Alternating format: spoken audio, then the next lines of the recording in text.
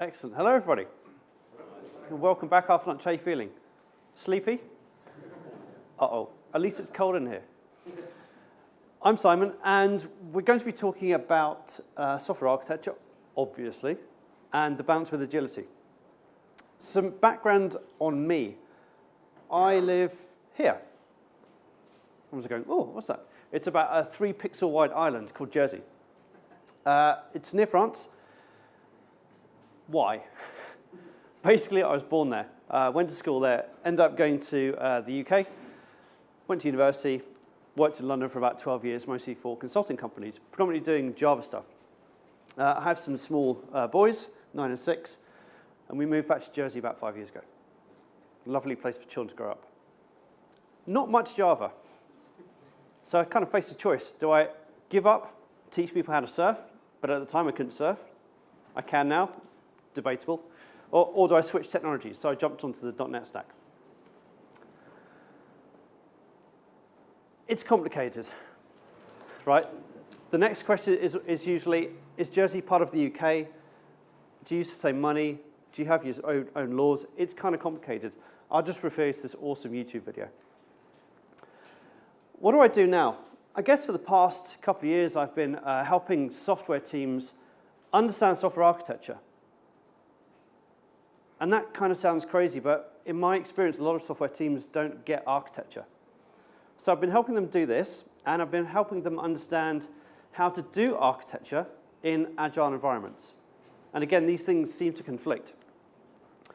I've traveled all around Europe over the past 2 years. I've spoken in China and I've spoken in the US, and I see the same patterns repeated over and over again.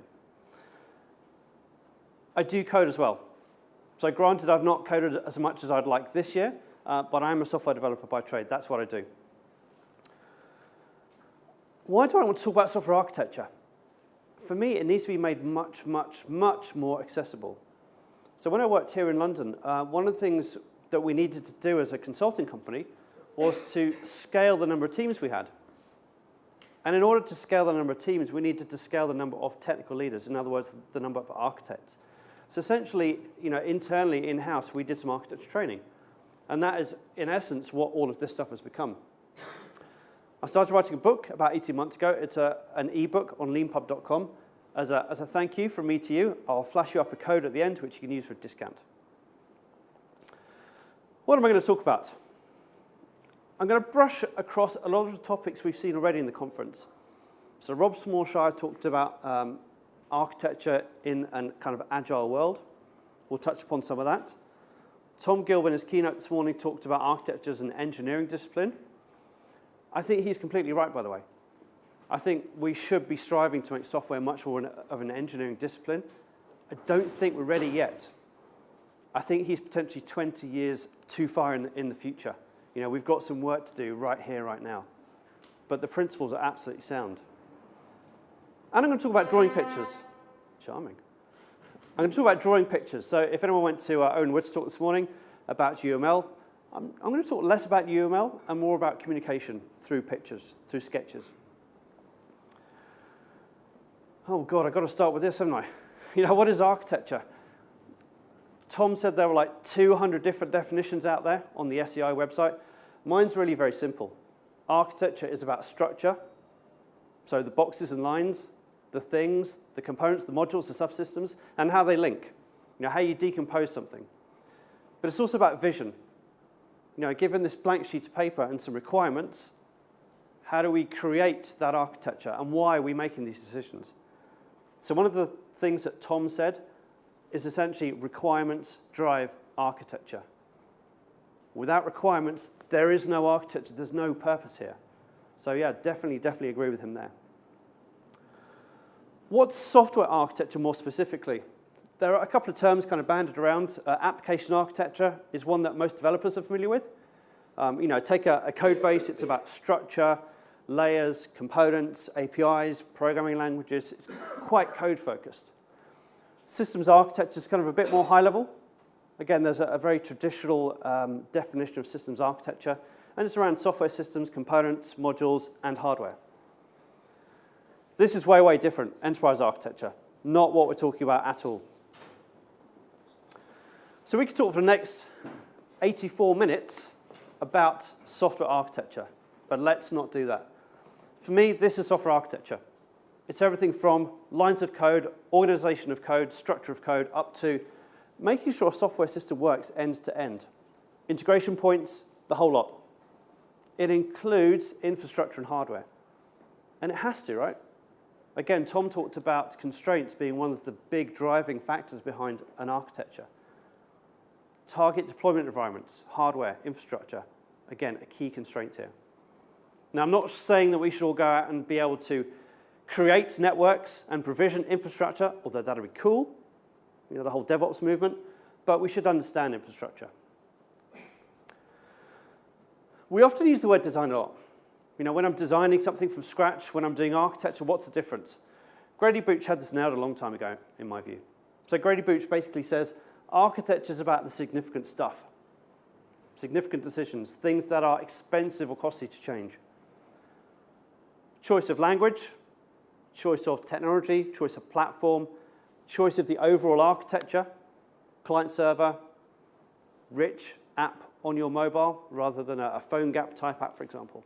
These are the major significant decisions that you kind of need to get right because they're expensive to alter later. We've got some great refactoring tools now. ReSharper, IntelliJ, Eclipse.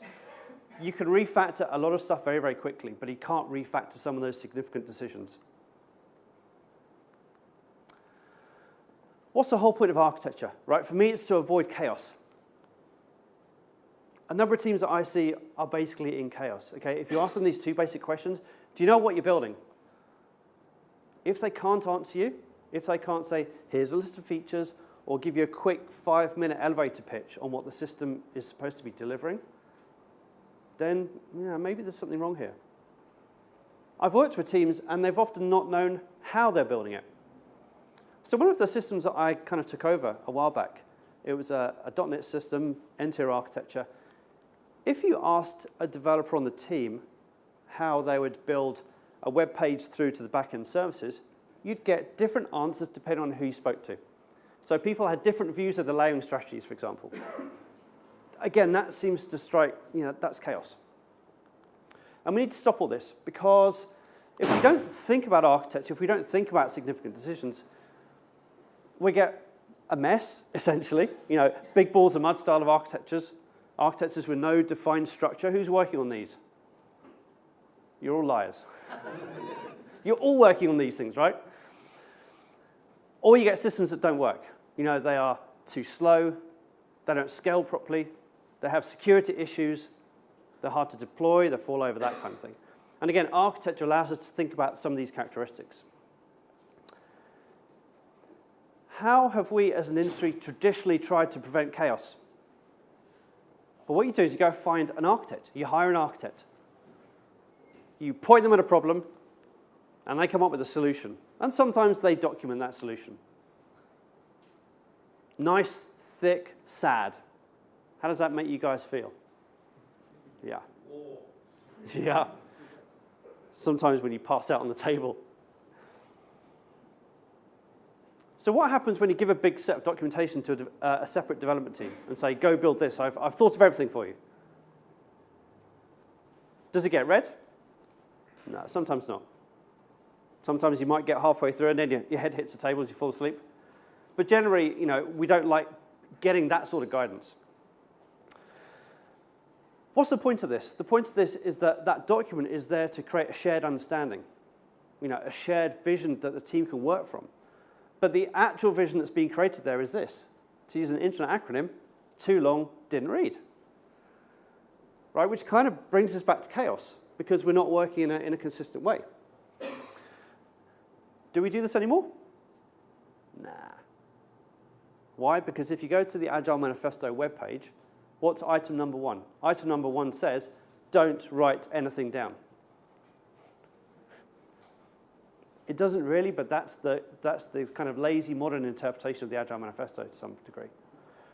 So what do we do now? How do we create a shared vision amongst a team of people? Who here uses UML? Show of hands. Is that 20% maybe? Maybe slightly more. What's everybody else doing? boxes and lines. Yeah, lots of people just do boxes and lines. So there are some teams who just jump into doing coding. And there are some teams who actually go, hang on a second, let's think about this.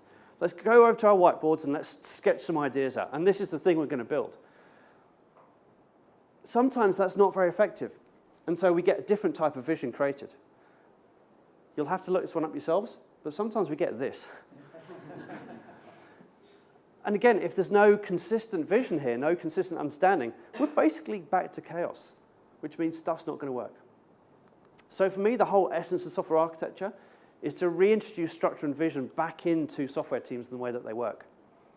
So we can build stuff that looks nice. We can build stuff that's well-defined. We can build stuff that actually works. And we're all building stuff in the same way.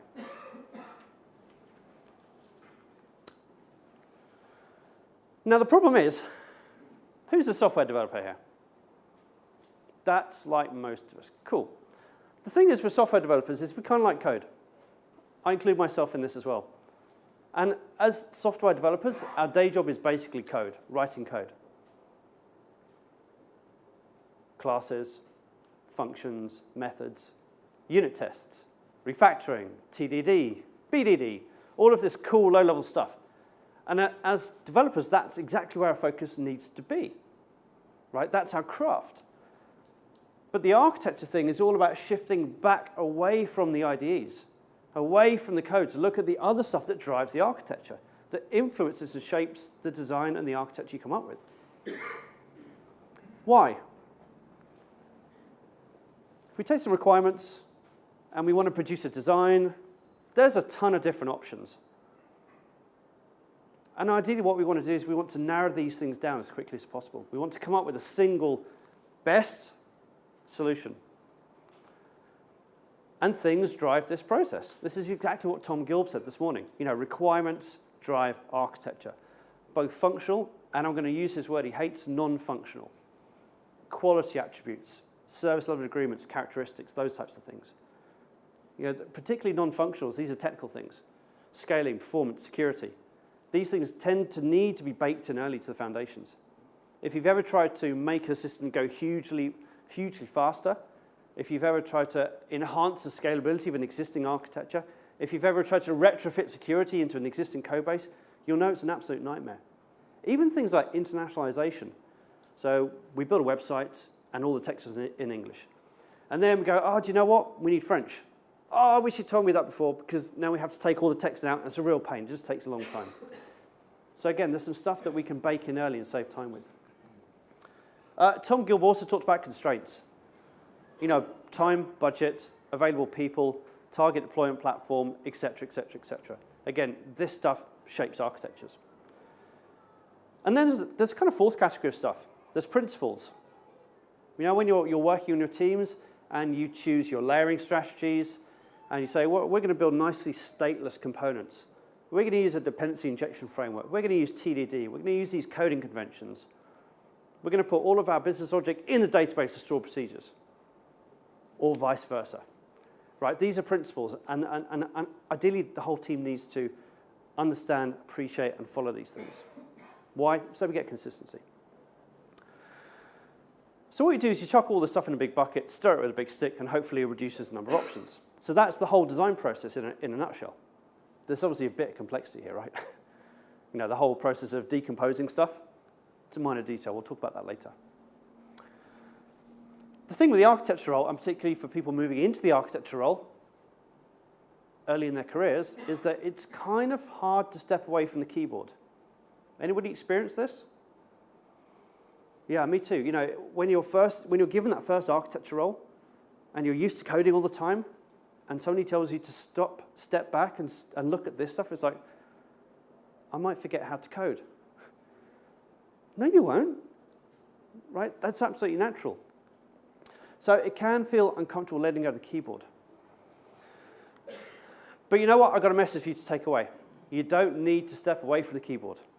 Why? Because you have to write emails. You come out of meetings and you write emails. So we can still use keyboards and computers. This is all good. We don't have to turn into hand-waving, box-drawing consultants. Unfortunately, people do think this is exactly what the architecture role is about. You know, they think it's a post-technical career. In other words, once you get into that role, you're no longer technical. You will forget how to code. You can't code anymore. In ThoughtWorks, if you go Google this term, in ThoughtWorks, if somebody is referred to as being post-technical, it's like a real insult. Like, that's it, end of their career. Now it's just management forever and ever. I'm exaggerating. But for me, the essence of the architecture role is about steering the ship. Imagine we all head down to the south coast, we go to Southampton or Portsmouth, we all jump on a big boat, and we steer it to Jersey. And then we all go and sit, code away. What's going to happen? Is the boat actually going to reach Jersey? I don't know. Shipping lane's kind of scary. Waves, wind, we're going to be pushed off course. So somebody needs to be up there steering the wheel all the time. That doesn't mean that they can't code as well. Airplanes apparently fly themselves, so pilots must do something else rather than just steer. But somebody needs to at least make sure we're going in the right direction. And this is what the architecture role for me is about. Okay, so that's fluffy, isn't it? I've said, step away from the code, look at fluffy high-level stuff. Yeah, all the low-level details, the technical stuff, really, really important. Do you know why? Because you have to make sure stuff works. If you guys are given a task to go build a highly scalable system in .NET, you need to know how to do that. You need to know how to take advantage of the .NET framework, IIS, configure it, deploy it, scale things out. You need to know how to do that. What I will say is don't code all the time. Because if you're coding all the time as an architect, nobody's steering the ship. And it's kind of bad. So it all comes down to trade-offs. Whenever we're taking our blank sheet of paper and we're making technology decisions, we need to know what the trade-offs are. I run a 2-day training course, and we set people a small problem, which I'll talk about later. And people work in groups. And sometimes in the early stages of this exercise, people say, well, we could build this thing in, and I'm going to pick on SharePoint. We could build it in SharePoint. And then someone else in the group will say, well, do you actually know SharePoint? And the first guy will go, no. I'm sure it's possible, though. Right, do you see the problem here? Tom Guild talked about being slightly conservative. Yeah, maybe. At least choose stuff you're familiar with. Or if you're not familiar with it, and that's fine, make sure you make a note of it and revisit that decision later with proof of concepts, pilots, whatever. And essentially, all technology decisions involve trade-offs. There's never, ever a single silver bullet, best solution ever. It's all pros and cons, and as an architect, that's the thing you need to know about. Do you think architects should code? So there's a lot of nodding and someone going no very vigorously. So why not? Let's put you on the spot here. Partly, it's in a sense, leaving it to those who are best able to do it. Right, so leaving it to those best able to do it. Partly because if you are coding, what are you doing that you've got a team of people to do for you? Right. What you're doing, as you say, is steering, providing guidance. If you're there as an expert coder and you're providing expertise in the code, that's a different role. That's an architecture. Right. Technical expertise. Yeah. So essentially, you need to be steering the ship and looking after the architecture stuff. And if you're coding, who's doing the architecture stuff? So somebody who said architects should code, why? Yep. Because you need to stay close enough to the code you need to know what you're doing right, you need to stay close enough to understand what's going on, but that's your design is working, you need to know what your product says. Right, so you need to make sure, you need to know that your design's working, you need to be feeling the pain, and you need to be close to what's going on. So that when you're steering the ship, you know what you're doing. Right. So you can see you're getting some feedback. This isn't a simple yes-no answer. It depends. It's one of those really annoying consulting type answers. It depends. My answer is I think architects should code ideally, but there's a number of factors which will prevent this. If you think about architecture as being about the big picture, if you have a really, really, really big project, that big picture is so much more huger. So therefore, you're just not going to get time to code. You're going to be steering the ship all the time. If it's a small kind of Scrum type team, 7 people, yeah, why not? you might have some opportunities to do some coding. So there are pros and cons of doing this. The thing I will say, and again, Tom Gill picked up on this, is that software architects, it's all about being a master builder. If you trace this word back, it means master builder. And that's the metaphor we should take into this role. So in other words, the people leading the projects from a technical point of view, they must know what they're doing. They must understand the technologies that they're dealing with. They must understand how to build a scalable solution if that's what they're being tasked to build. How to build a secure solution if that's what they're being tasked to build. So we need technical knowledge here. And coding is a great way to keep the skills up to date. That's the one big issue we have in the software world. Everything just moves so quickly. How many JavaScript frameworks were released this week whilst we were here in the conference? For like 10 or something. Next year, 3 of them will be center stage. You should use this one today. Coding also kind of gets you in there with the team, and it removes a lot of the kind of ivory tower bubble type problems of me handing you stuff to do, and you go, that guy's a freak. He has no idea what he's on about. So again, I can feel the pain here. Oh, this is a strong word, control. Do you think we're trying to control people and what they do? Again, Tom Gill actually used this word, which surprised me, given he lives in Norway. There's an interesting cultural thing about this word. What we're trying to do is we're trying to prevent chaos. How do we do that? We introduce control. Is that the same as controlling what people do? I'm not sure. I don't think so. I think this is possibly too strong a word. I think what we're looking for here is boundaries, guidelines, principles, discipline, those types of things.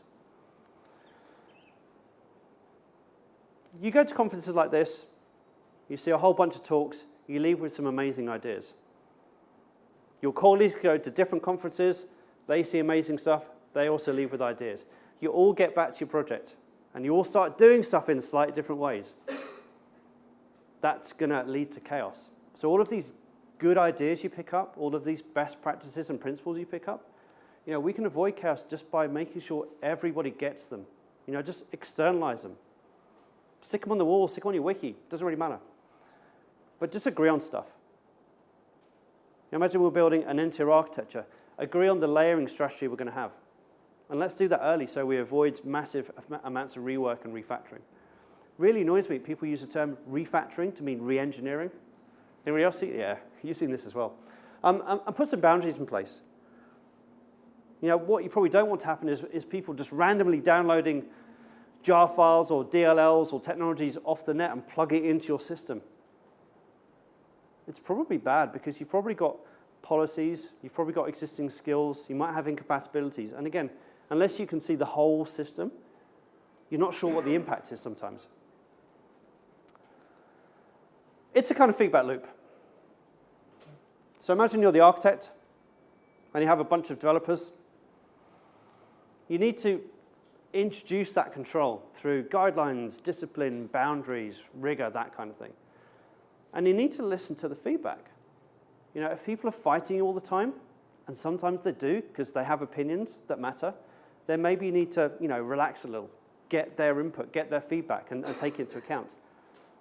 If people are asking you lots of "I don't understand why" questions, then maybe you're not being explicit about the rationale for some of the decisions you're making. And again, this can do a lot to enhance motivation and make sure people are on the same page when they're moving forward and building stuff. But this often leads to the whole ivory tower thing. I'm the architect, you're the developers, I'm going to tell you exactly what to do. At some point in time, you'll just ignore me, and you'll think I'm an ass. And then what happens? Nobody's looking after the big picture, nobody's steering the ship.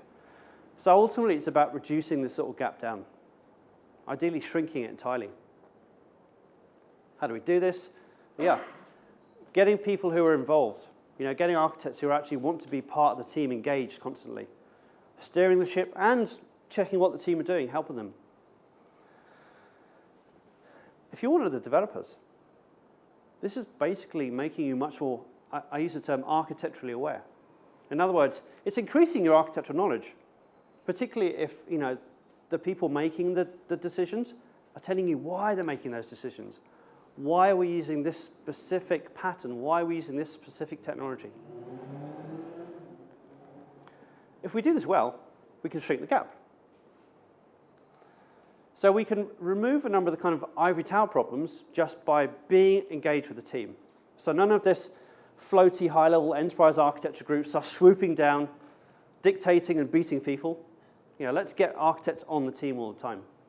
And if you do this super well, everybody eventually becomes an architect. That's kind of cool. What stops this happening in the real world, though? It's one word, 3 letters, begins with E, ends in go. Yeah, ego. You know, some of these people, they get paid lots and lots of cash. They've worked hard to get there. Why should they share the glory? So that's the sort of architect you do not want running your projects. So that's architecture and the role of an architect in a nutshell. Any questions before we move on? No? We're all happy so far? Excellent. So let's go agility, and then we'll tie all this back up at the end somehow. What's agility about? Well, Agile is about, you know, moving fast, embracing change in requirements, in environment, releasing often. That's how we get feedback, and so on and so forth. Like architecture has like 200 definitions, Agile probably has another 200 definitions. It means different things to different people. I was at the Agile 2013 conference in Nashville during the summer. Has anybody ever been to the Agile Alliance conferences? You guys got to go. You have to experience the Agile Alliance conferences. Why? They are properly fluffy.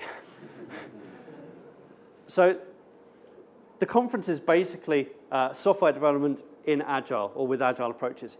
I swear you could send anybody on the planet, any single discipline, and they could go through that conference and think that was amazing. That applies to exactly what I do. Don't get me wrong, it's an awesome conference, there's some awesome speakers, but it's all about high-performing teams, leadership, giving each other a hug, giving ourselves good feedback. It's all of that kind of fluffy stuff that sits on top of the engineering disciplines. And that's fine, but I find most teams don't have the engineering disciplines to back this up. And that's the thing we really, really, really, really need to be addressing. So for some people, Agile means fluffy stuff. I'm going to jump off my soapbox now. What's Agile software architecture? What happens if we stick this word in front of software architecture? Does that even make sense? Yeah, I think it does. It's not this, though, right? One of the things that Agile's done is it's increased the stock price of 3M, right? Because everybody's using sticky notes now. When I do my architecture training courses and teach people how to draw pictures, I sometimes use sticky notes, but this is not Agile architecture. Just because we can move sticky notes around does not mean we can change our architecture quickly.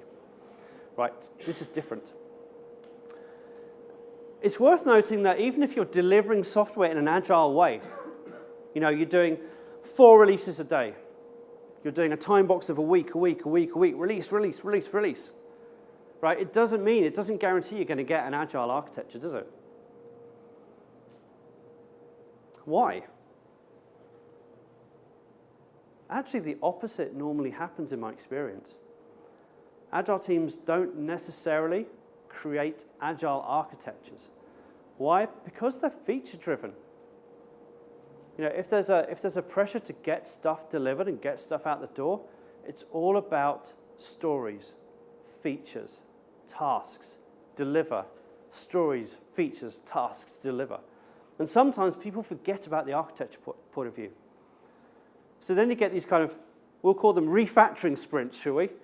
Where people have to churn massive amounts of their architecture to fit new features in. Now, okay, this doesn't happen everywhere, but I would take the whole emergent evolutionary architecture thing with a pinch of salt, because it requires very, very, very good, senior, dedicated, experienced people. So for me, an Agile software architecture is one that, well, easily reacts to change within its environment. You know, we said that Agile was about embracing change. So an Agile software architecture is an architecture that also embraces change easily. But not every architecture is created equally. Most people build fairly monolithic styles of systems. You know, we're going to shove everything in a single client, a single web server, and we'll deploy the whole lot in one go. Is this style of architecture agile? It might be. So just because we're building something monolithic, it doesn't necessarily mean that it's not agile. If it looks like a big ball of mud inside, yes, that's not agile. The big ball of mud architecture, essentially, you try and pull one thing out, one component, and the whole system follows it. Like, you just cannot detach and detangle the mess. Everything's interwoven across all the layers and packages and classes and services and components. So that's a style of architecture. It's not a particularly good style of architecture, but it's a style of architecture. A fairly common one.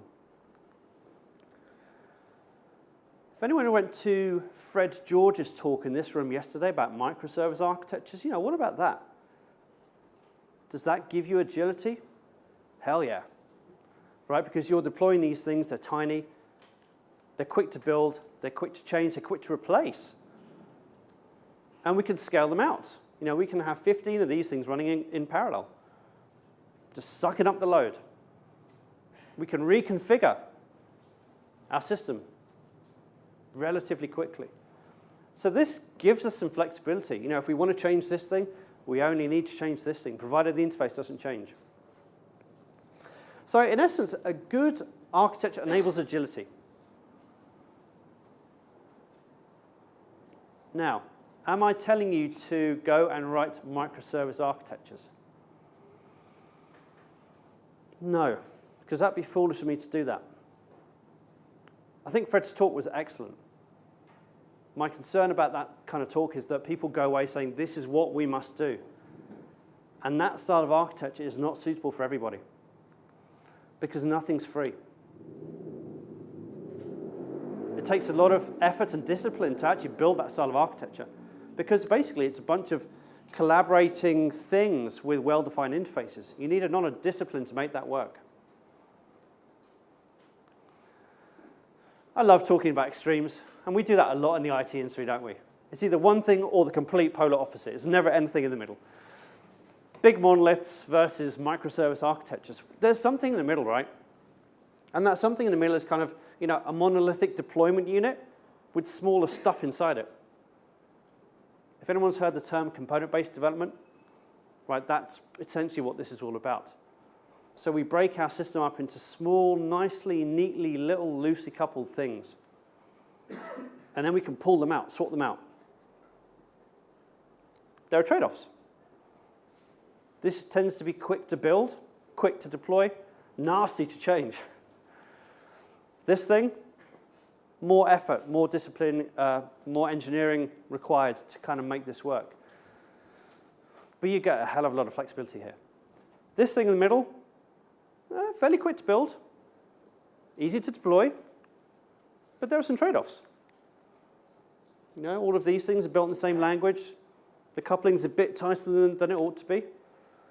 So what? You know, we look at the environment we work in, we look at the different patterns and styles of architecture, and we make a choice. And we understand the trade-offs. We understand the trade-offs as doing this versus this or this. And that's what this is all about.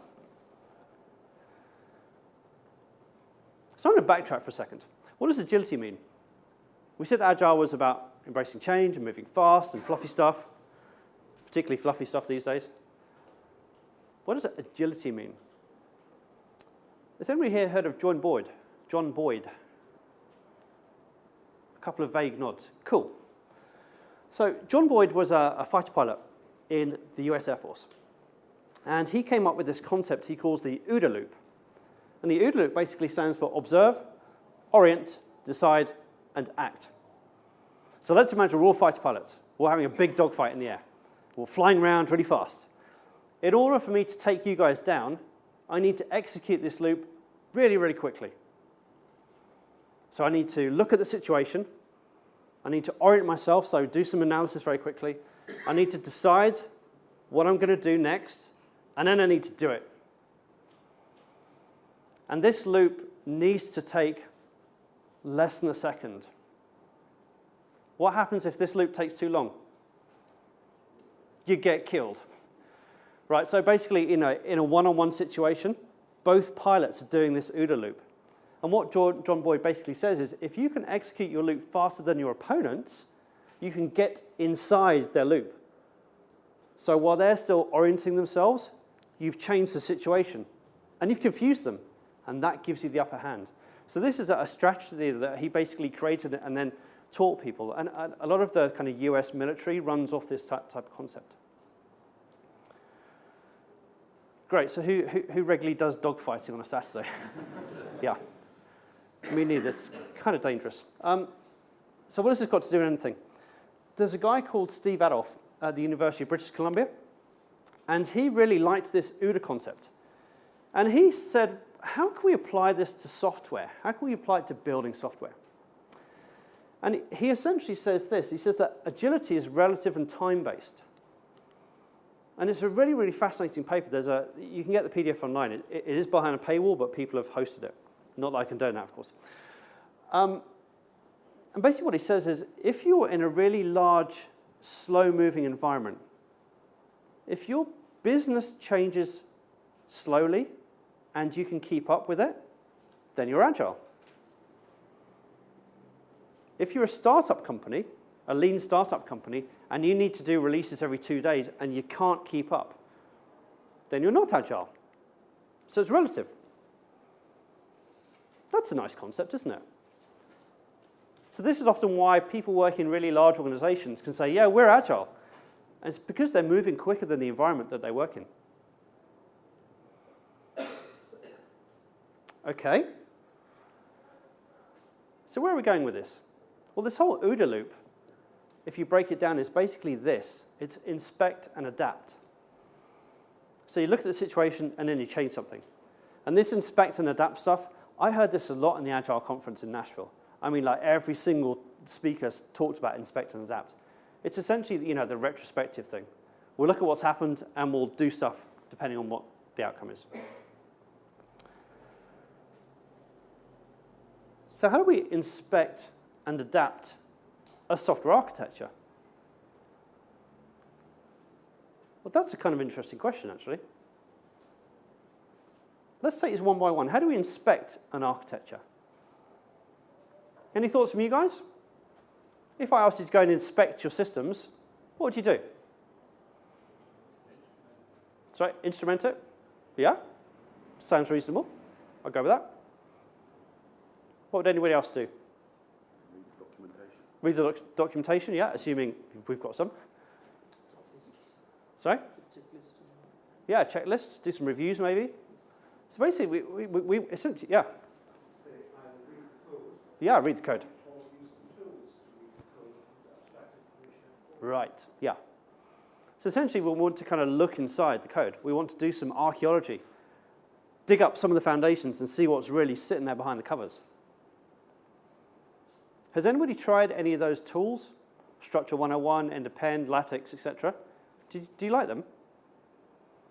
Some nods and some definite shaking. Yeah, I'm in two minds with them, and I'll tell you why later. Diagrams.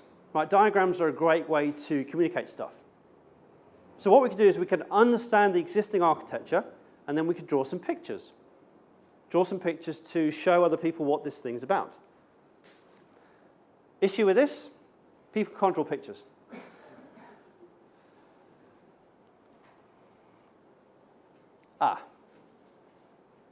We seem to have found an issue with the industry.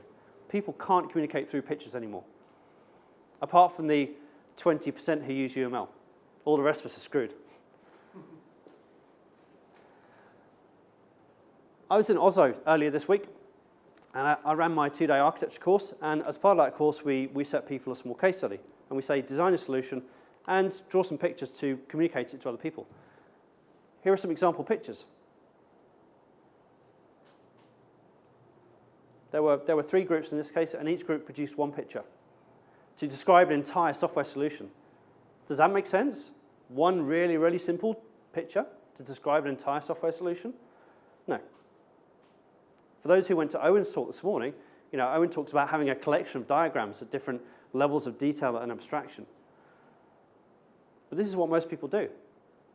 So the sketching workshop that I'm running tomorrow, we're going to do exactly the same thing. And I've run this all over the place. And it's the same thing I see over and over again. People just find it really hard to communicate architectures. So I already asked this, and it was about 20% of you. I've asked this question in the US, all around Europe, Scandinavia, South, West, East, and China. Now, don't take this as read. I'm not an academic. I do need to do some proper research on this, but given my anecdotal evidence by the people who attend my workshops, conferences, and so on, 9 out of 10 people don't use UML. And that kind of goes with what we said here, it's 10% off. So there's a huge percentage of people out there who are not using, essentially what Owen has described as the standard formal notation, the thing that we've got available to us, but people don't use it. So what are we doing? Well, we're doing no UML diagrams, aren't we? You have boxes and lines. And that's fine, but those boxes and lines diagrams need to have meaning. Right? We need to be able to share them. We need to be able to understand them. Otherwise, they're just completely pointless. It's kind of hard to show everything on a single picture. And that's why when you read books, architecture books specifically, you'll often hear them talking about views and viewpoints and perspectives. And if you want an awesome book on this subject, go check out Owen Woods' book. My issue with a lot of the view stuff is that I think the names kind of confuse people. So as a software developer, what's the logical view of my architecture? And how does that compare to the conceptual view? Are these the same, or are they actually different? And if they're different, why? As a software developer, what's the development view?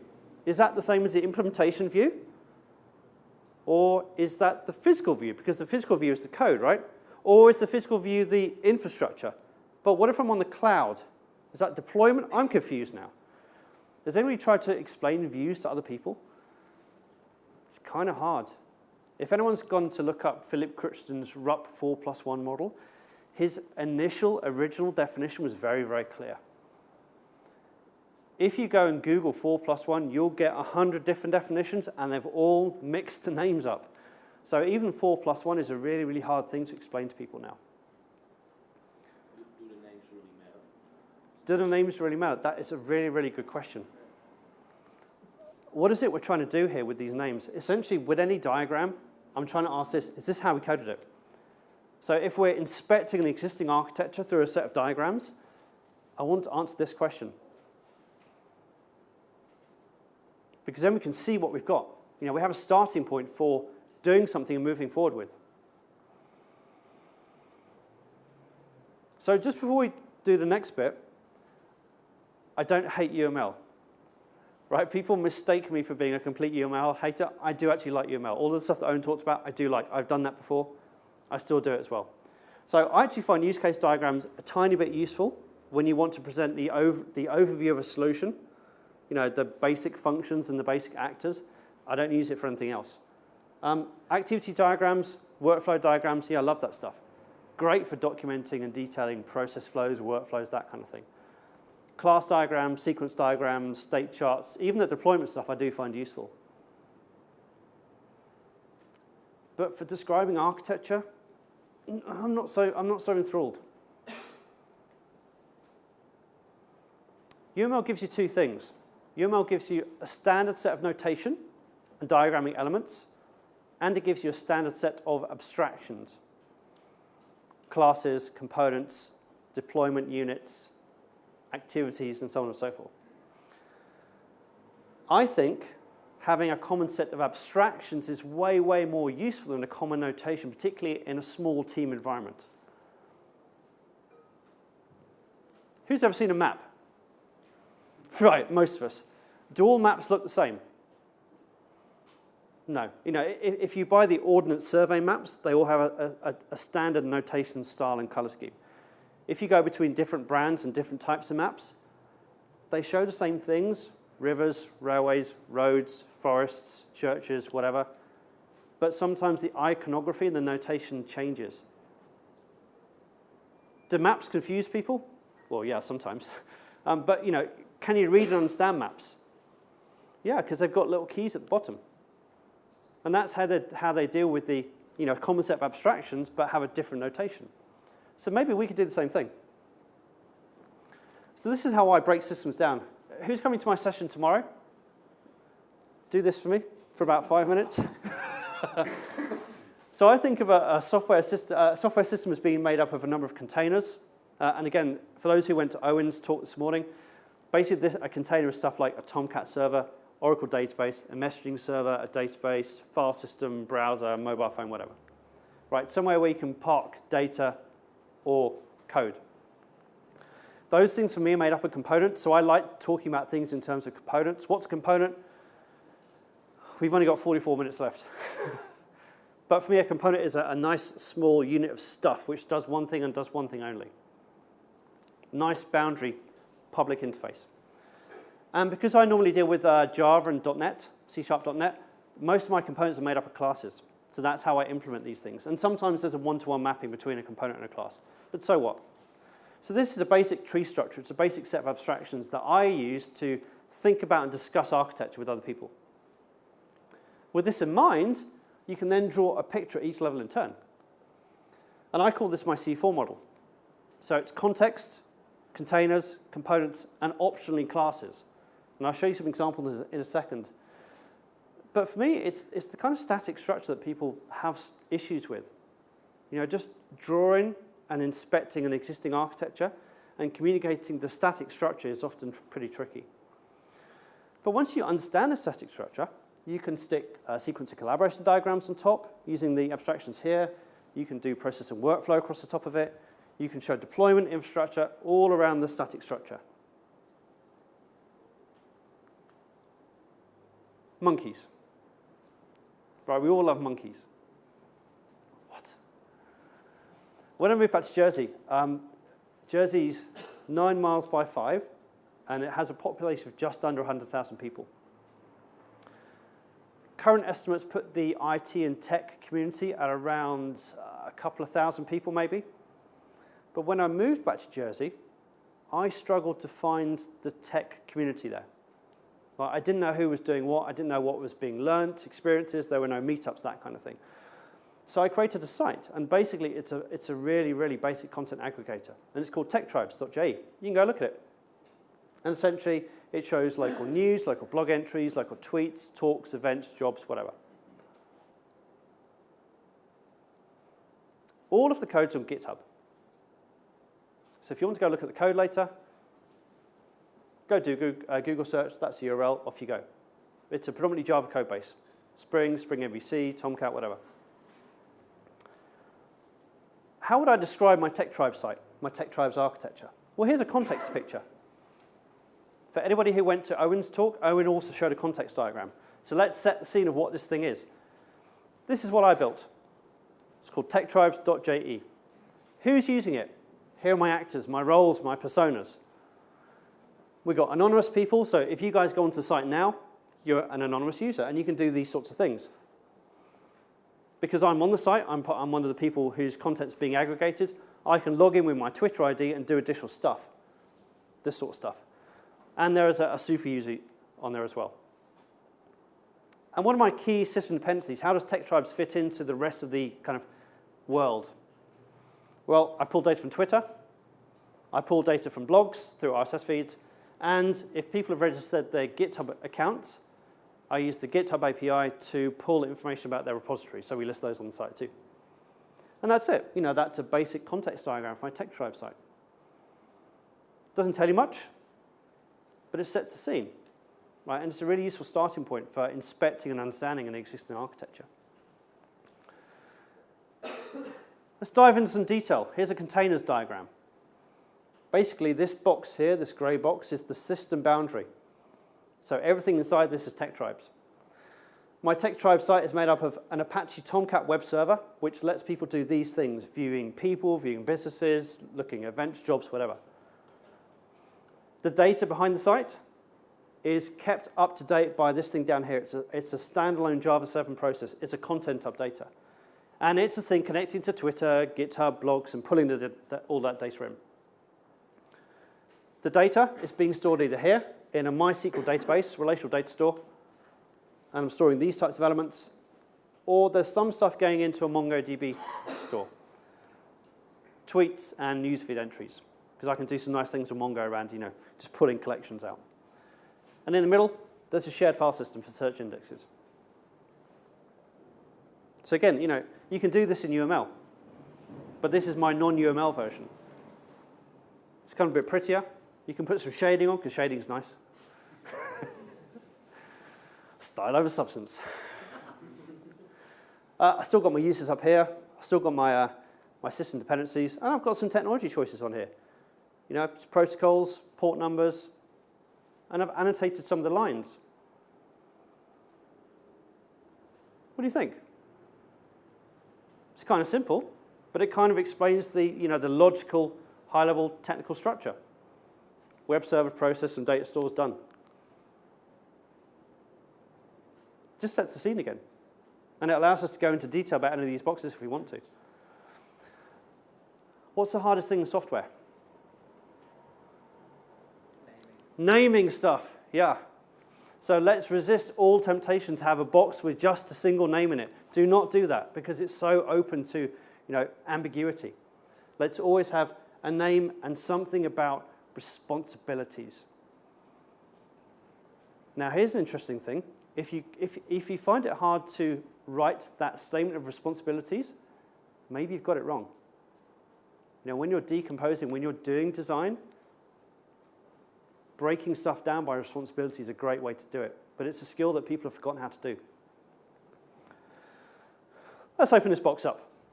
Let's open up the standalone content updater. What's inside?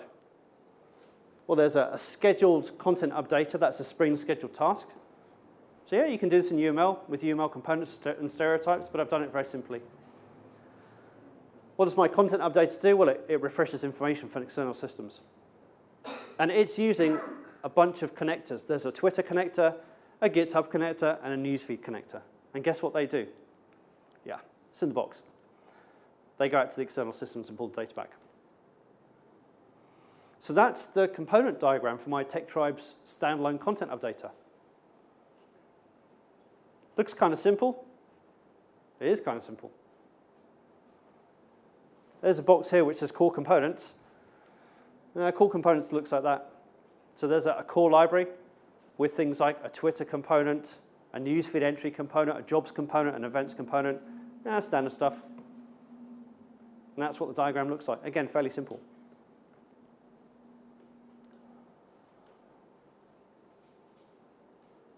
So that's my boxes and lines style approach to drawing pictures and communicating stuff. And again, on the training course, this is round 2 of the case study, the exercise that we set people. And we get some much, much nicer diagrams. We have a nice context picture to set the scene, one of the high-level technology decisions, and then we zoom into the appropriate container and show components inside it. Cool. So we can take a code base, we can do some archaeology, and now we can communicate it. And that means we can inspect it. We can see what our base starting point is.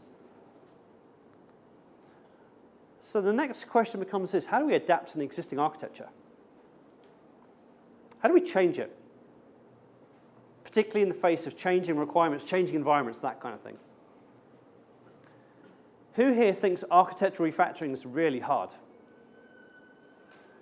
That's a good chunk of people. Do you think it's really hard, or do you think it's hard because you don't know where you're starting from, and maybe where you want to go to? Maybe. Yeah, if we had a clearer idea of where we were and where we wanted to go, we could map that out. So maybe architectural refactoring is not hard. We just don't know where we're starting from.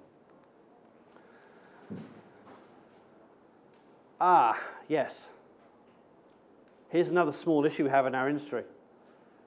Does your code reflect the abstractions we put on those previous diagrams? So when we're talking about architecture, it's all kind of fluffy up in the air, isn't it? Oh, we'll have a service that does X, and a component does Y, we'll wire all these things together. Does that component structure map to your code? Oh, some people are shaking heads. Oh, this is not good. So what you're telling me is when you draw pictures of your architecture, you're creating a fantasy, an alternate reality, what you really want it to look like, but instead you've got a big ball of mud. You know, if you look at most Java systems, they're basically layered, aren't they? You know, we'll have a UI layer and a service layer and a data access layer. And because they're in different packages, everything has to be public. So when we talk about a service or a component in a layered architecture, we have to draw a dotted line around a bunch of layers. And then say, well, there's this weird mapping between that nice picture on the wall and this kind of messy code. Well, now it just got hard to explain. You know, now we're adding an extra level of indirection into our explanations. And this is it's going to slow us down. It's making it hard to inspect and adapt to the architecture. Abstraction. Abstraction is basically about reducing detail. It's about simplifying stuff. It's not about creating a fantasy, an alternate reality. But that's what most architecture diagrams actually are. I could talk about this for a long time, but if you're more interested in this type of topic, there's an article I wrote called Mapping Software Architecture to Code, and it talks about exactly this kind of issue. But we're smart people. And smart people in industry have tried to solve this before. So there's a guy called George Fairbanks. Awesome guy, really super smart. He's kind of like part research, part academic, but definitely rooted in industry. And he's got an awesome book called Just Enough Software Architecture. And in this book, he talks about an architecturally evident coding style. And basically, he says this, you know, when you're writing your code, let's put hints into the readers about what the architecture is. So when we draw our nice diagrams with components and services and modules and subsystems, let's label, let's annotate the code to give people hints that that's what we mean. So he talks about, for example, subclassing. You know, you're writing a component, let's have an abstract component superclass. Let's say everything in this one package is a component. We'll have a package or namespace per component, and so on and so forth. He has a bunch of different ways we can do this in Java, C#, whatever. Cool. So we can have our diagrams, and we can embed hints in the code to tell people that, actually, you have to squint a bit because this thing's a component, and that's what it means on the diagram. Okay, that works, yeah? Kind of works. Those diagramming tools I asked you about earlier, Structure 101, Independ, Lattice, do they see those hints? No. So most diagramming tools, when you point them at a code base, particularly a large code base, they just see classes. They also see packages and namespaces, but they basically see classes. They don't see components. They don't see services. They don't see these abstractions that we have on our architecture pictures. So you could argue that these tools aren't a very good way of inspecting existing architectures. And therefore, if we don't really understand our starting point, it's hard to also adapt them to. If anyone's interested and feels like a challenge, go have a look at the source code for Tech Tribes, go have a look at the diagrams, and see if you can see the mapping. I absolutely guarantee you it's a complete one-to-one mapping. How cool am I? So what's the obvious question here? Did it start out like that? No. Right, because when I built my Tech Tribe site, I did the classic Java thing of doing things in layers. And then when I drew these pictures for a training course, I was like, you know what? These diagrams are completely pointless. They do not represent the code base. So I went back and restructured the code base. And now I've got a really nice, clean one-to-one mapping between what you see in the diagrams and what's in the code. So there's basically one package per component. So, sketching. I think every developer should learn how to sketch. Why? Because it's a great way to inspect and communicate an existing architecture. Sketching also assists with having much, much better conversations. Why? Because we can crowd around a whiteboard or a flip chart and we can point to stuff. We can talk about component X and component Y, and we know exactly the abstractions we're referring to. None of this fluffy drawing dotted boxes around random packages, actual one-to-one nice mappings. this is kind of a weird one. So extreme programming talks about collective code ownership. And that's kind of cool. So basically what that says is, as a team, anybody should have the courage and confidence to change any single line of code, anywhere in the system. No silos. Who does this out of interest? Who can genuinely say they do collective code ownership? Wow, like 5 or 6 people. Is that 10% maybe? It's kind of hard to do because most teams naturally form silos around things. They're always experts in certain areas. So I think if you can sketch, if you can see the whole architecture, it enables this to happen much, much more easily. Unfortunately, I've seen teams who are doing collective code ownership, and basically what they're doing is they're relying on tests as a feedback mechanism. So if they break something, they know it's broken. But sometimes they don't know how their code changes fit into the bigger picture. I'll give you an example. I worked with a team to diagram an existing system, a system they were working on that day. We're talking about the containers picture. Is it one web server or two? So they had a desktop web interface and a mobile client. And they were saying, should we have one Tomcat container or two? So what's the obvious question here? How did you code it? Are you deploying a single web application, a single WAR file in this case, to Tomcat, or is it two? One for the desktop web app, one for the mobile web app. Answer was, we don't know. Yeah. Scary, huh? So again, having some sketches on the wall allows people to see that bigger picture, allows them to see where the changes are happening. And for me, sketches are maps. You go onto Google Maps, you look up Jersey. Sometimes you want this nice kind of zoomed in view, and other times you want to go, well, I don't know where Jersey is, so I'll zoom out a bit. Diagrams can do the same kind of thing. We can zoom in or zoom out depending on who we are. Different audiences find different diagrams useful. Owen Wood said exactly the same thing this morning. Non-techies love the big pictures. Techies love the techie pictures. Operational type staff, support staff, there's a nice level of abstraction in the middle there. And for me, pictures are the simplest form of documentation. So this whole Agile thing about don't document stuff ever, right? We can use pictures as a way to counteract this. And why is this important? It's important because the code doesn't tell you everything. The code's the most specific version of the truth, but it can't tell you everything. It can't tell you why we came up with that architecture. It can't tell you what the constraints are. It can't tell you which requirements are driving those design solutions, exactly the stuff that Tom was talking about this morning. It can't tell you how you deploy the system, how you support it, configure it, operate it. There's a bunch of stuff you can't get from the code. I've just said that those diagramming tools can't even generate you nice big architecture pictures because they see classes and packages, not components. So there's more stuff we need here. But of course, nobody writes documentation. Agile manifesto, don't write documentation, blah, blah, blah. Yeah, that's not what it says. We all know this. There's no point laboring this point. But people still don't write documentation. They're kind of scared of it. I don't know why. It makes them sad. But many teams have tribal knowledge. Many teams do work in silos, and there are experts in certain areas of the system. You want to know about component X? We go talk to you. Component Y? Oh, you're the expert in that. When these people leave, knowledge walks out the window. Or, and we're in London, London's a properly dangerous place, there are buses.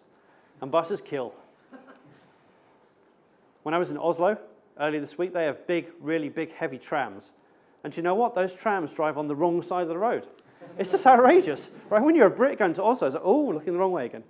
Every other European city does this. It's a conspiracy.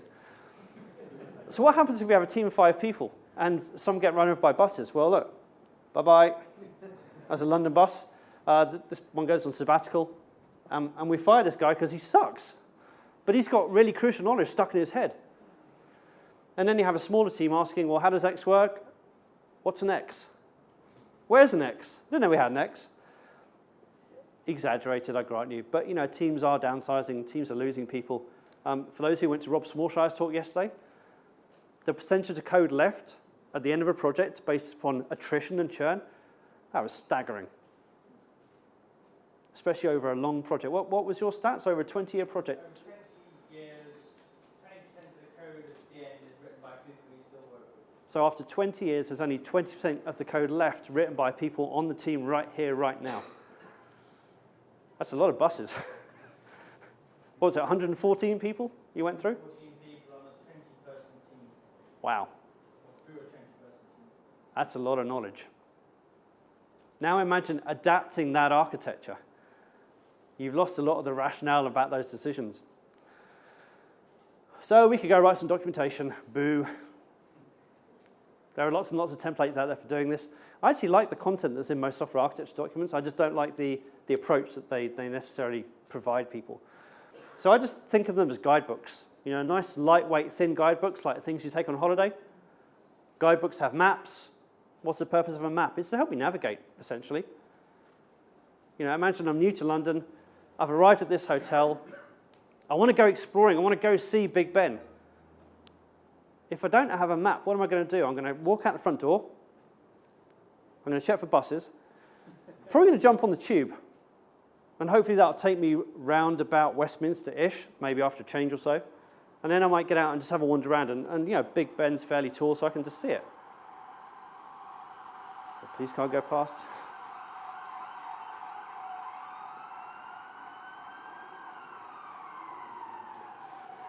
That's the joy of London, right? Or you could just leave the hotel and walk and explore. And you'll get there eventually. You might have to ask some people. It's going to take a long, long time. But maps accelerate that learning process. Guidebooks have points of interest, things that we want to see. Most software systems are actually pretty boring, right? You know, if you think about any bog standard web application, let's say there are 200 web pages. It's actually 200 instances of the same thing, but people tend to document the 200 instances. No, the point of interest is the one pattern we're using. That's the thing we want to be interested in. That's the thing we want more information about. So let's detail that and forget the rest. History and culture, how do we get here? What's gone before us? And all the practical stuff around building, supporting, maintaining, operating. So basically what I'm saying is on top of every code base, there needs to be some supplementary documentation. And again, this isn't rocket science and it hopefully shouldn't come as a surprise to many people. But let's make this thing lean and lightweight. And let's make it describe the stuff you can't get from the code. So Owen Wood showed a whole bunch of UML class diagrams today. 10 years ago, I honestly saw people doing that for every single use case. So you build up this whole entire model of the entire system. Use case by use case by use case. It's completely wasted. Who's going to read that low-level information? Us, developers. We know where to get that information. It's in the code. What's not in the code is why we did it that way. So that's what we want to be documenting. Let's reduce any waste in documentation, and let's do stuff only if it adds value. And basically, I use my documentation as a way to describe intent. I promise I will not talk about documentation anymore. So what's the essence of software architecture? How do we blend architecture and agility? How do we do this on agile projects? Where we don't want massive amounts of ceremony, where we don't want massive amounts of paperwork. This basically comes back to just enough. And for me, just enough is basically about understanding the significant structural elements. The things that are costly to change, the overall structure of the thing that we're building. That's what I wanted to get to know fairly early. And I want to create a shared vision for the team. And I want to create the right structure depending on the requirements and the constraints. So this, for me, is a big part of just enough upfront design, just enough upfront thinking. How do we actually do this? Those diagrams I showed you, that's a really nice kind of template. It's a really nice set of lightweight practices. If you have a blank sheet of paper and some requirements, and you've got a completely green field, go and create those types of diagrams and stop at the component level, because that gives you a really nice kind of breakdown. Make sure you're designing your system based upon the requirements and the constraints, so your requirements are driving your architecture, obviously. Estimation. Who here has to estimate what they build before they build it? Yeah, it's a good chunk of people. If you go to a lot of the Agile conferences, they say, well, we need no estimates. We're not going to estimate. We're just going to build. Everything's going to be one day. We'll just churn them out, and we'll track velocity and all that stuff. That's fine for certain types of teams. For a lot of people, it's not acceptable. So how do you estimate how much a software system is going to cost? Again, this comes back to something that Tom said earlier. You know, quantity surveying. How many doors, walls, windows do we need? Count them all up and sum the total. It's as easy as that. So once we go down to understand the significant structural elements in terms of services or components, we can just estimate those things and add them up. It might not be completely accurate, but it's going to give us a ballpark. It's better than going 5 million. So again, we can use some techniques here to help us. Just enough is also about risk. Basically, if you go look at things like the rational unified process, something that's not used much anymore, it's not seen as mainstream, it basically says identify and mitigate your highest priority risks. Why? 2 reasons, really. Reason number 1, if you screw up and you design the wrong thing, or you don't take Tom's advice and look at requirements, you're going to get fired. People like getting fired? No. So that's reason number 1. Reason number 2, if you screw up, your project might get cancelled. And what happens if your project gets cancelled? You get fired. All paths lead to you getting fired if you screw up. So there's an element of self-preservation here. You know, if I'm the architect on the project, I want to be making the right decisions. And I want to make sure that I sort my risks out. So these are basically things that can and probably will go wrong. And Agile projects do have risks. You know, maybe you're attacking the problem in a different way, you're delivering the system in a different way, but the risks are still there. How? Right, it's all very well us talking about this stuff. How do we actually get lightweight? Tom's in the room, so I don't want to say engineering practices because I'll get shot. But you know, basically, if we have nothing now, how can we improve to do something better than nothing? And maybe use that as a stepping stone to getting to what Tom's talking about, which I think is exactly where the industry needs to go. God, this is a hard question. I've only got 17 minutes left as well. I need to give you an answer. How do we do this? How do we actually get architecture into teams? How do I do this? You know, I work with teams all around Europe. How do I get them adopting architecture practices? Number 1, you need to make sure that all the developers get architecture. And herein lies another issue. If anyone's tried to read any of the kind of classic architecture books, they're brilliant, don't get me wrong. They're really hard to understand. When I was working in London in consulting environments, when I read those books for the first time, when I was moving into the architecture role for the first time, didn't really understand how those books kind of took me into doing the role I should be doing. How does the stuff in the book apply to my day-to-day job? What do I actually need to do as an architect? I found that missing from the books. There's like a huge jump there. So just educate people. Sit down, talk to them about what architecture is. You can do it in half an hour, workshop, internal meeting, you're done. The whole reason I started doing this and talking around Europe and writing books is because architecture needs to be much, much, much more accessible. If we've got any hope of getting to where Tom wants us to go to, we need to get all developers on the same page about architecture. And we need to make sure that people in architecture roles are doing an architecture role. A proper architecture role with proper discipline. And then we can evolve further and further and further.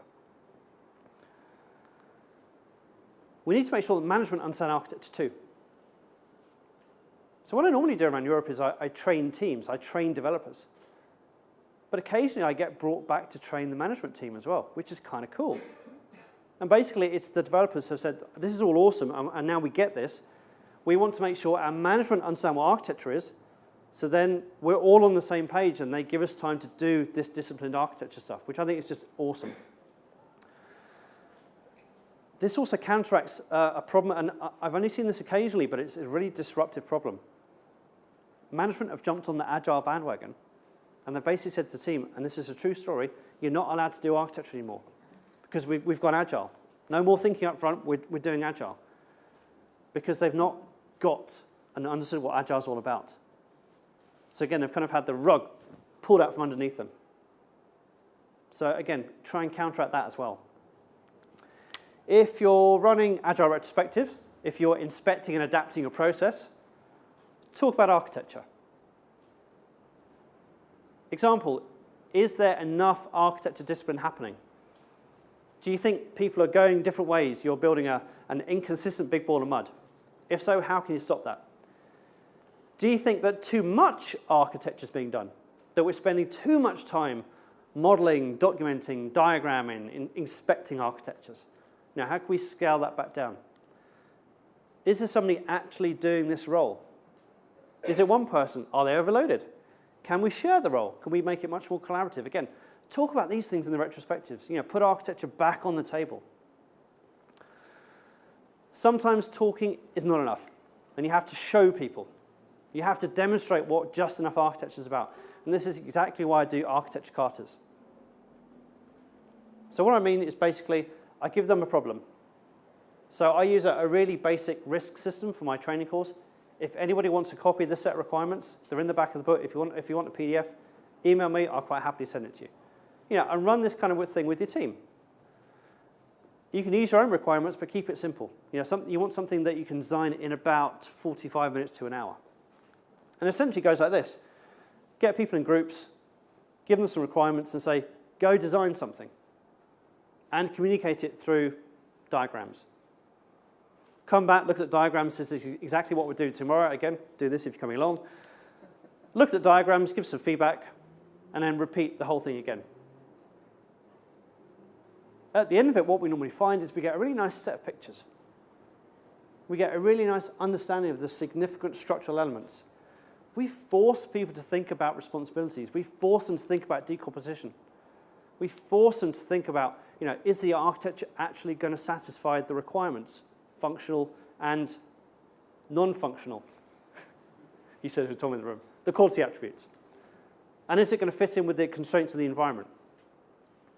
And again, that set of diagrams, my C-form model, the context, containers, components, that's a really nice place to stop. You can design an entire system in a matter of days and have a really, really good understanding of that system and create a vision that the team can work from. So again, you know, basically the whole point of this carter is to do this. Get people familiar with doing pair architecting and collaborative design. It's to teach them architecture sketching and actually communicating, because we need that if we're going to create and inspect existing architectures. And it's a great example of just enough upfront design. Don't set them a carter and say you've got a month to do it. That's not what we're after here. You know, time box it to 90 minutes. Force them to think hard. I said risks are important as well. The big problem with risks is that if you have a list of risks, those risks are normally managed or owned by a non-technical project manager. For me, the architect has to look after the risks. You know, that's fully in the role of the architect. Whether that's one or many people, it doesn't really matter. How do you get a list of risks? You could email people. Dear all developers, please give me a list of all the technical risks you see on this project. Lots of love, architect. Right? Response is going to be, I haven't got time. It's not something we're familiar with as developers. So I teach people a technique called risk storming. And basically, you know, step one is draw some pictures of your architecture, visualize it, so you can inspect it. Step two, get everybody you can alongside the diagrams. Developers, BAs, testers, PMs, doesn't matter. And get people to identify the risks that they perceive with that solution. So this is something you can do either at the start of projects or, you know, at the start of every sprint, for example. You get people to write little sticky notes, ideally color-coded according to priority. You time box that exercise for like 5, 10, 15 minutes, and then you get everybody to stick their sticky notes on the pictures. So it's a kind of classic game storming, innovation game style technique. So essentially, we're eliciting feedback from everybody, not just that one project manager, not just that one architect, the whole development team, because risks are essentially subjective. So this is a great collaborative way to get a list of risks, and then you can do stuff about them. Don't ignore them, whatever you do. Don't just leave them on your pictures, actually do stuff about them. So changing your architecture, hiring people, doing proof of concepts, for example. So we've got to like 82 minutes, and then I've said, so what? I was talking to some guys who have links with some of the academic research community, and I was trying to get a paper peer-reviewed for entry into one of the journals, and basically they said no. And they said, you're not adding anything to the whole architecture agile debate. It's been done before. It's all old news. Thanks.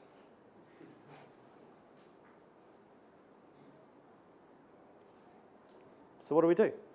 You know, there's a whole community out there who think all of this is old hat. If it's old hat, why are there so many agile architecture sessions in this conference? Why are we all here? Why are you all here? Why am I flying around Europe week in, week out, teaching people how to do, you know, lightweight software architecture on agile projects? It's because the 99.999% of the industry outside of academia does not get this, and they struggle with it. And that's kind of weird. What do we do? You know, we're changing the world one team at a time. It's a very noble goal, but it's going to take me forever. So I need you to help me. A lot of teams they'll freely admit to me that they don't do architecture. You know, that's kind of why they get me in. That's why people like you guys come to conferences like this. And many teams don't understand or practice architecture. So, you know, whether that's what Tom was talking about this morning, or whether that's what I'm talking about now, you know, just doing some thinking, some architecture. Many teams don't even do this. And if you want to be agile, if you want to create agile environments and agile architectures that change and adapt to your requirements, you've got to get better at doing this. You've got to get more disciplined. So as a community, and the great thing about conferences is that it's a self-selecting audience. So we're all up here compared to the rest of the industry. So basically, it's up to us. We have a duty to educate other people. So I would urge you to take some of the ideas here that you've seen. Don't blindly copy them, because that's why people fail. But take some of the ideas, the thoughts, back to your teams. Educate other people. And let's hopefully get to a point where we can start looking at what Tom was talking about and bringing those engineering disciplines back into what we're doing. This is about scaling teams. Thank you very much.